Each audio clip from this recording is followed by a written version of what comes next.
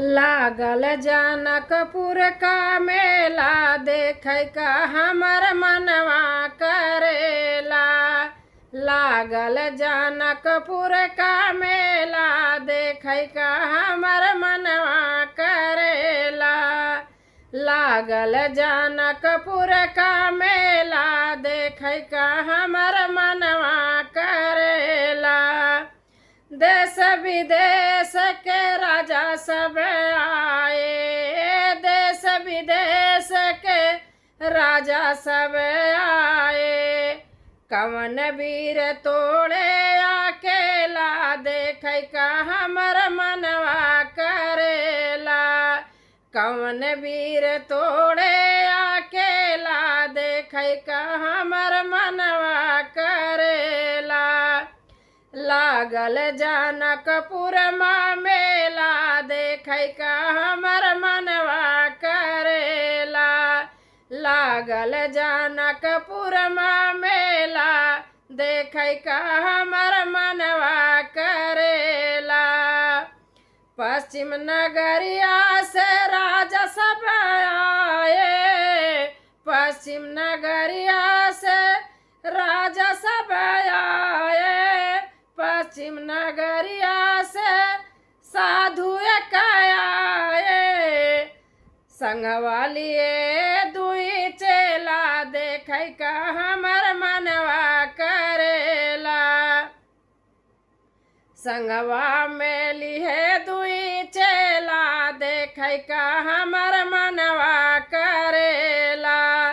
लागल जनकपुर माँ मेला देखै का हमर मनवा करेला। लागल जनकपुर माँ मेला देखै का हमर मनवा करेला। एक समर एक गोर मनोहर, एक समर एक गोर मनोहर।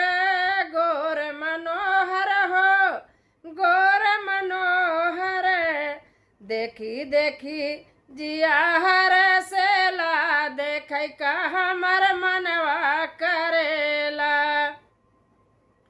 देखी देखी जिया हर सेला देखै का हमर मनवा करेला। लागल जनकपुर माँ मेला देखै का हमर मनवा करेला।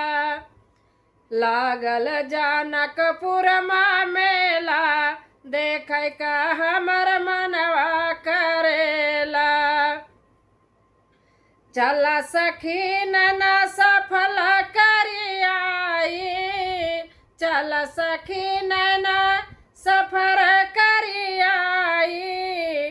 कौड़ी नाय का ढेला देखै का हमर मनवा करेला।